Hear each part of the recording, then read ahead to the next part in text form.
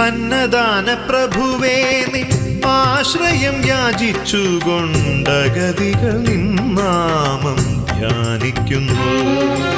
അത്താഴ പട്ടിണിക്കാർ തിരുവയ്ക്കത്തെത്തുമ്പോൾ ഒരു പിടി അന്നം നൽകും ഭഗവാനേ. അന്നദാന പ്രഭുവേ നിൻ ആശ്രയം യാചിച്ചുകൊണ്ടഗതികൾ നിന്നാമം ധ്യാനിക്കുന്നു.